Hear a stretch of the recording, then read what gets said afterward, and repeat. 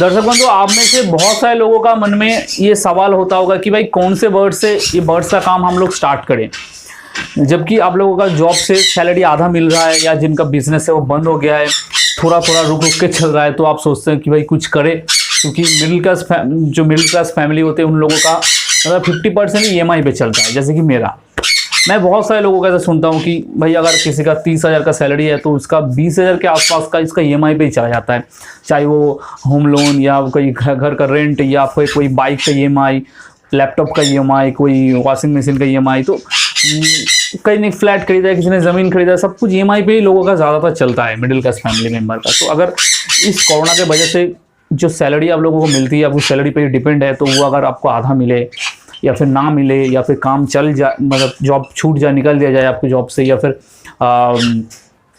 Business आपका थोड़ा down चल रहा है, तो भाई बहुत ज़्यादा प्रॉब्लम में आप हैं, मैं समझ सकता हूँ। तो बर्ड्स का काम जो लोग करते थे पहले से, छोटा पैमाने पे करते थे, वो लोग उसको ग्रो करना चाहते हैं, उसको बढ़ाना चाहते हैं।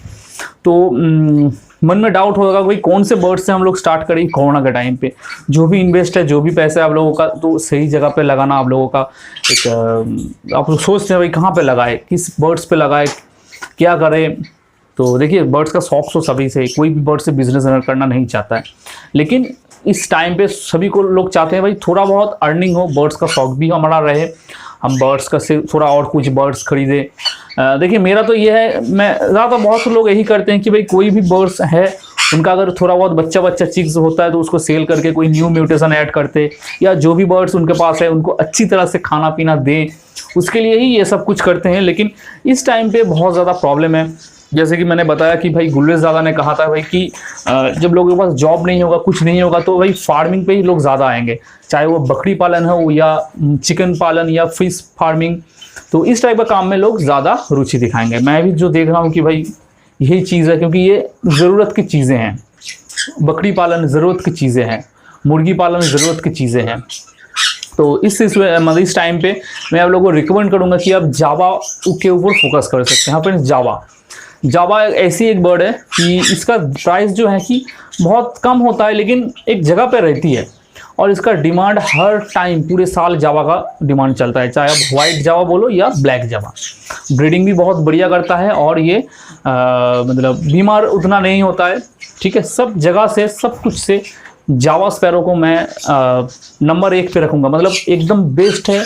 आप जावा का ब्रीडिंग कराएं सेपरेट केज में, कॉलोनी में भी करा सकते हैं, लेकिन सेपरेट केज बेस्ट होगा।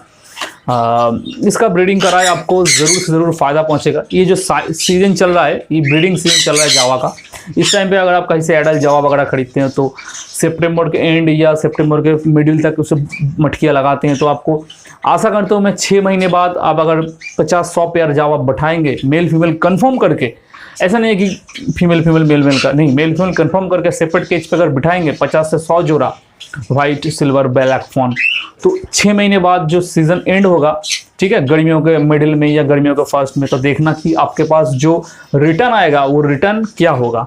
आशा करते हैं आप बहुत खुश हो जाएंगे ये रिटर्न देख के।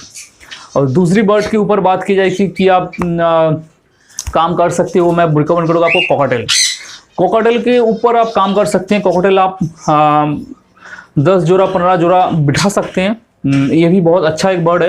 इनमें एक प्रॉब्लम भी है कि एक्सपायर हो जाना है, बच्चा एक्सपायर हो जाता है, या फिर जब एडल्ट कोकाटेल आप लेके आते हैं तो खाना पीना छोड़ देती है, ये बहुत सारे प्रॉब्लम है।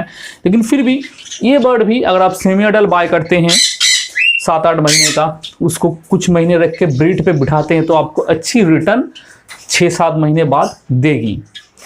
और मैं यहाँ पे कोई ज़्यादा महंगा बर्ड्स आपको रिकमेंड नहीं करूँगा कि आप इस टाइप का कोई बर्ड, कोन्यूर, ग्रे पैरोट, रोजेला, आपका रेड ड्राम, टार्क्विजिन, महंगे जो लव होते हैं जैसे कि वायलेट मार्क्स, लुटिनोफिसा, एल्बिनो मार्क्स, इस टाइप इसका लव के ऊपर आप ज़्यादा जाए, मैं बिल्कुल भी नहीं रिकमेंड करूँगा, क्योंकि इस टाइप का बर्ड से ब्रीड लेने के लिए आपको बहुत ज़्यादा इन्वेस्ट करना पड़ेगा और बहुत ज़्यादा टाइम भी आपको लगेगा।